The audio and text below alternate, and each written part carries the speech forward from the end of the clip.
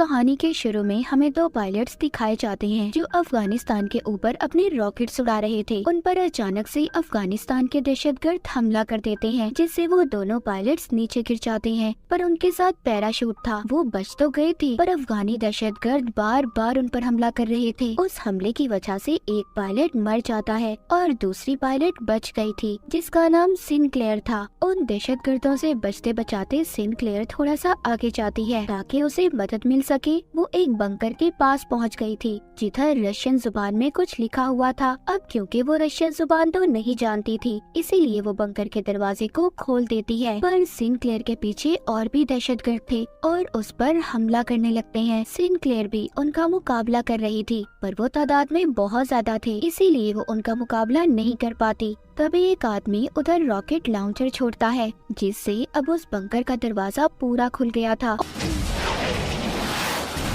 और सिनक्लेयर भी अंदर चली जाती है। जाहिर सी बात है ये मुसीबत में थी, इसीलिए अपनी जान बचाने के लिए अंदर चली जाती है। ये अंडरग्राउंड बंकर था। वो सीढ़ियों की मदद से आहिस्ता आहिस्ता नीचे उतर रही थी, पर उसके पीछे दहशतगर्द भी थे। दरअसल ये बंकर काफी अरसे से बंद था और यहाँ पर लाइट भी नहीं थी, इसलिए सिनक्लेयर लाइट रॉड से आगे बढ़ती है। वहाँ पर इसे काफी अजीब अजीब चीजें नजर आती हैं। यहाँ पर बहुत सारे एक्सपेरिमेंट का सामान था और तो और एक डॉक्टर भी मरा हुआ था। उसकी लाश को देखकर ऐसा लग रहा था कि बहुत सालों पहले वो यहाँ पर मरा होगा। उधर और भी लाशें थी जिनको देखकर ऐसा लग रहा था कि उनके ऊपर बहुत सारे एक्सपेरिमेंट तजुर्बे किए गए हों। इधर टेबल पर बहुत सारे पेपर्स भी थे, जिससे ये बात तो साफ थी इधर कोई खुफिया तजुर्बे किए जाते थे। वहाँ पर एक छोटा सा कैमरा रिकॉर्डर भी पड़ा था, जिसको सिनक्लेयर उठाकर अपने पास रख लेती है। बंकर में दहशतगर्द भी पहुँच गए थे। उनको बिजली का सिस्टम भी मिल जाता है, जिससे वो सारी लाइट्स को जला देते हैं, इसीलिए पूरा बंकर रोशन हो जाता है। सिनक्लेयर के पास कोई रास्ता नहीं बचा था कि वो अंधेरे में छुप पाती।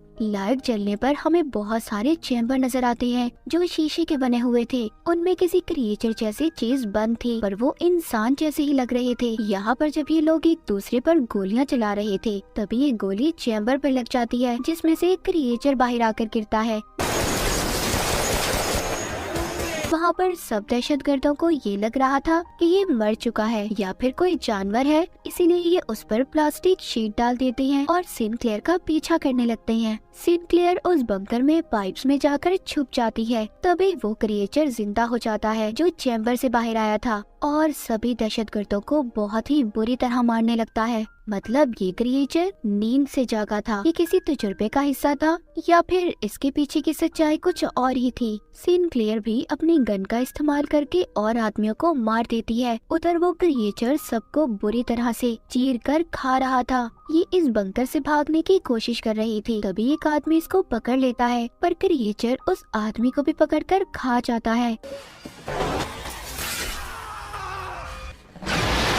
सिनक्लेयर बाहर आ जाती है और बाहर आकर उस क्रिएचर पर बार बार गोलियां चला रही थी, जिस वजह से वो क्रिएचर अंदर चला जाता है। फिर जल्दी जल्दी उस बंकर के दरवाजे को बंद करने की कोशिश करती है। क्रिएचर का मुंह दरवाजे में ही फंस गया था, पर उस दरवाजे के चेन को सिनक्लेयर ने लगा दिया था ताकि वो बाहर ना पाए। उधर बाहर एक आदमी था जो क्रिएचर को देखकर भाग रहा था, पर ये उन्हीं दहशतगर्दों का साथी था। सिनक्लेयर भी मदद के लिए आगे भागती है। जब थोड़ा सा आगे जाती है तो उसे आर्मी के कुछ लोग मिलते हैं जो उसी को ढूंढ रहे थे, जिनको सार्जेंट हुक लीड कर रहा था। हुक बताता है कि हम लोग तुम्हें ढूंढने आए हैं क्योंकि आर्मी में 2 पायलट्स के लापता होने की खबर मिली थी, जिस पर सिनक्लेयर बताती है कि मेरा साथी मुझे बचाते हुए मर चुका है। जिसके बाद हुक इसको बेस पर लेकर आता है। सिनक्लेयर कहती है कि मेरी फैमिली को बता दो कि मैं ठीक हूँ। हुक कहता है तुम्हारी फैमिली को बता दिया गया है कि तुम बिल्कुल ठीक हो। जिसके बाद सिनक्लेयर अपने मेजर के पास जाती है और उसको सब बातें बताती है कि उसके साथ क्या हुआ था और उस क्रिएचर के बारे में भी। पर वो उसकी बात सुनकर कहता है कि ऐसा कुछ नहीं है, बस तुम पर कुछ लोगों ने हमला किया था, तुम मुझसे डर गई हो और मेरे ऊपर सारी जिम्मेदारी है। मैं अपने सोल्जर्स, अपने सिपाहियों को मुसीबत में नहीं डाल सकता उधर दोबारा भेजकर। और जिस बंकर की बात कर रही हो, ऐसा कोई बंकर नहीं है यहाँ पर। सिनक्लेयर कहती है अगर आप मेरी बात नहीं मानना चाहते तो मुझे घर भेज दें। जिस पर मेजर कहता है कि अभी कोई वापस नहीं जा सकता और उसे जो कैमरा रिकॉर्डर मिला था उसको भी अपने पास रख लेता है। जिसके इसके बाद सिनक्लेयर हुक से मिलती है और उसे बताती है कि पता नहीं क्यों मेजर मेरी बातों पर यकीन नहीं कर रहा। हुक उसके बारे में बताता है कि पहले बहुत अच्छा कर्नल था, बाद में उसको मेजर की पोस्ट पर यहाँ पर भेज दिया गया। जब से वो यहाँ के सारे मामलात को देखता है। सिनक्लेयर जब अपने आप को चेक करवाने डॉक्टर के पास जाती है, तभी ये उस आदमी को देखती है जो बंकर के बाहर इसको मिला था। दरअसल इसको आर्मी टीम ने पकड़ लिया था। उधर हुक आता है। सिनक्लेयर अब हुक को सारे मामले के बारे में बताती है कि उधर कोई अजीब सा क्रिएचर है। हुक सुनकर कहता है कि अगर तुम सच कह रही हो तो हमें वो सैटेलाइट पर क्यों नहीं नजर आया। वो बताती है कि वो बंकर काफी अरसे से बंद था और उस पर रशियन जुबान में कुछ लिखा हुआ था। तभी वो आदमी बोलता है जो दहशतगर्दों का साथी था, उसको रशियन जुबान आती थी। वो कहता है उधर लिखा था डू नॉट ओपन, आप इसको नहीं खोल सकते और तुमने उस बंकर को खोलकर बहुत बड़ी गलती की है। सिनक्लेयर आगे बताती है उधर बहुत सारे चैम्बर थे, उनमें कोई चीज थी और वो इंसान तो बिल्कुल नहीं थे जिसने हम पर हमला किया था। वो आदमी कहता है हाँ मैं भी इस बात को मानता हूँ। हुक कहता है अगर ऐसी बात है तो जिस जगह के बारे में मुझे तुम बता रही हो वो तो मुझे बहुत पुरानी लगती है, शायद वो कोई 30 साल पुराना होगा और फिर तो ये बात मानी जा सकती है। उधर कोई इंसान तो नहीं था सिनक्लेयर जिसने तुम पर हमला किया। उधर मेजर को दिखाया जाता है जिसको अपने कर्नल की कॉल आती है जिसने उसे सिनक्लेयर से कैमरा लेने का कहा था। मतलब कोई राज तो था जो सबसे छुपाया जा रहा था। उस बंकर में अब सभी क्रिएचर्स जाग चुके थे और आहिस्ता आहिस्ता बाहर आने लगते हैं। इधर सिनक्लेयर उस आदमी से पूछ रही थी जो दहशतगर्दों का साथी था कि तुम उनका साथ क्यों दे रहे थे। वो कहता है कि साथ देना मेरी मजबूरी है, मैं एक ड्राइवर हूँ, मैंने आज तक किसी को नहीं मारा और अगर मैं उन लोगों का साथ ना दूं तो वो मेरी फैमिली को खत्म कर देंगे। तभी दिखाया जाता है कि उन क्रिएचर्स ने बेस पर हमला कर दिया था। वो क्रिएचर्स बहुत ज्यादा ताकतवर थे और सबको मारने की कोशिश कर रहे थे। अब एक क्रिएचर सिनक्लेयर के टेंट में आ जाता है और अपनी जुबान निकालकर पकड़ने लगता है जो बिल्कुल किसी रस्सी जैसी थी और उसकी आंखों से अजीब सी टेंटिकल जैसी चीजें बाहर निकलती हैं। उधर वो आदमी जल्दी से खुद को आजाद करवाता है जिसको बांध कर रखा हुआ था जो उन दहशतगर्दों का साथी भी था। वो उस क्रिएचर के सर पर अपनी तलवार से बार बार हमला करता है और उसे मार देता है। उधर एक क्रिएचर ने मेजर पर भी हमला कर दिया था लेकिन मेजर एक बेसबॉल बैट लेकर बार बार उस क्रिएचर के सर पर हमला करके मार देता है। तभी हुक भी एक और सिपाही के साथ आ जाता है और मेजर को बचाकर यहाँ से ले जाता है। उन क्रिएचर्स ने उनकी बेस के बहुत सारे सिपाहियों को मार दिया था। सिनक्लेयर और हुक बड़ी ही बहादुरी से उन क्रिएचर्स का मुकाबला कर रहे थे और बाकी बचे हुए सिपाहियों को कंटेनर में ले जाते हैं। मेजर की हालत भी बहुत ज्यादा खराब थी क्योंकि उस पर भी क्रिएचर ने हमला किया था। जब ये सब लोग कंटेनर में बंद थे, बाहर वो क्रिएचर्स अपने क्रिएचर साथी और सिपाहियों की लाशों को उठाकर साथ ले जा रहे थे। इधर कंटेनर में वो आदमी जो दहशतगर्दों का साथी था। सब कहते हैं क्या इस पर एतबार किया जाना चाहिए। सिनक्लेयर कहती है हाँ हम इस पर भरोसा कर सकते हैं। हुक उससे कहता है देखो अगर तुम कुछ जानते हो तो प्लीज मुझे बता दो। वो बताता है जब मैं पैदा भी नहीं हुआ था मेरे मुल्क पर रशिया का कब्जा था, तभी एक सितारा जमीन पर आकर गिरा तो सभी वहाँ के लोगों को ये लगा कि ये गॉड का कोई निशान है, पर वो एक जंग का निशान था लेकिन असल में वो किसी एलियन शिप जैसा था। फिर हमारी जंगें होना शुरू हुई, अफगानियों के पास और भी बहुत अच्छे हथियार आए, सब कुछ आहिस्ता आहिस्ता ठीक हो रहा था। जिसके बाद हमारे गांव से कभी कोई औरत गायब हो जाती तो कभी कोई आदमी, कुछ लोगों की तो बहुत बुरी हालत में लाश मिला करती थी जिससे सबको ये लगता था कि ये काम किसी जानवर का है, पर ऐसा नहीं था। मेरे डैड इस बात का पता करने कुछ गांव वालों को लेकर बंकर तक गए जिसके बाद वो कभी वापस नहीं आए, ना मेरे डैड और ना वो लोग जो उनके साथ गए थे।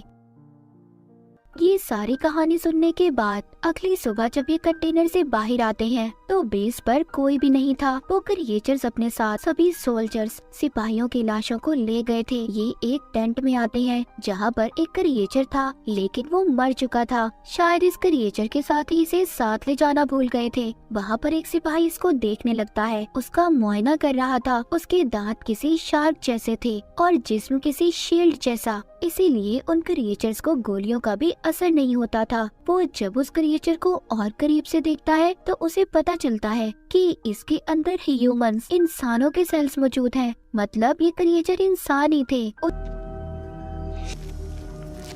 उधर दूसरी तरफ जब मेजर को होश आता है तो वो बताता है जो उसे इन क्रिएचर्स के बारे में पता था। वो कहता है कि आर्मी इंटेलिजेंस को पहले ही पता था कि उधर क्या है। वो बंकर रशियन का था। उस कैमरा रिकॉर्डर से ये पता चला है कि उधर बहुत सालों पहले एक एलियन की स्पेसशिप आकर गिरी जो रशियन कमांडर को मिली थी, और उन्होंने उस एलियन के डीएनए को इंसानों के डीएनए से बदलने का फैसला किया, जिसका नतीजा ये क्रिएचर्स हैं। वो कहता है ये क्रिएचर्स हमें टेस्ट करने आए थे, हमारी कमजोरी का पता करने, जैसा वो क्रिएचर सिनक्लेयर के साथ कर रहा था। वो दरअसल उसकी सोच को चेक कर रहा था, मगर अचानक से ये क्रिएचर भी जिंदा हो जाता है और सब पर हमला करने लगता है। मगर मेजर उस क्रिएचर पर बॉम्ब लेकर कूद जाते हैं, जिससे अब मेजर भी मर गए थे। उधर इसके बाद सब लोग ये फैसला करते हैं कि ये उस बंकर को उड़ा देंगे। पहले हुक उस आदमी को कहता है जो दहशतगर्दों का साथी था कि तुम आजाद हो और जा सकते हो, लेकिन वो कहता है नहीं, मैं आप लोगों की मदद करूंगा।